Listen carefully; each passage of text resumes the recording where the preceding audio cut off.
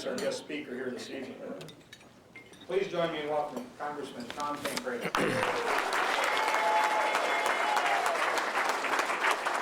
Thank you, buddy. That was great. Thanks a lot. Uh-oh. There we go. These standing ovations, I always... Thank you. That's okay.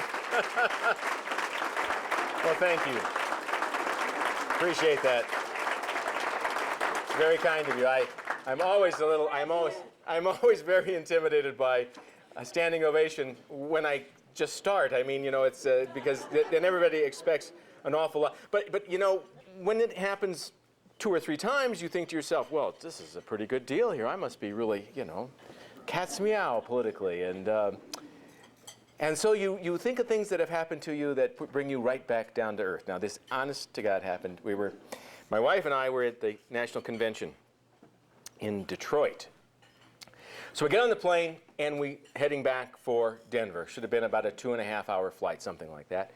Well, we didn't get off the runway in time. We circled a long time trying to get actually some pathway out of there.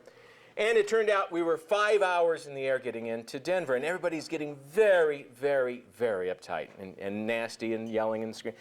And we finally land, and we're pulling up to the tarmac, to the ramp, and the captain comes out and he says, comes over the thing and he says, I am embarrassed to tell you this. I'm sorry to tell you this, but you know, there's a plane at the gate, and we can't go.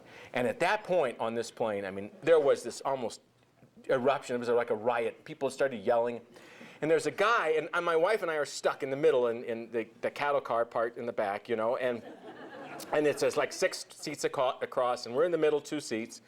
And there's a guy next to me, next to my wife, this big bruiser type of guy, and he's yelling. He goes, oh, I've had it. If there was a congressman on these planes, if I could see a congressman and I knew they would get this thing, you know, for them it would work and all this stuff. And you know, and he looks, and I'm going, yeah, where is one? Yeah, give me a, man, just show me somebody from the federal government around here, and I'll bust him in the mouth, you know.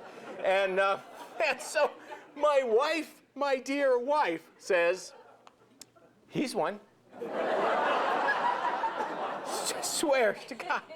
And this guy, he looks over at me, and I got you know, a little hat on and thing, and he goes, nah.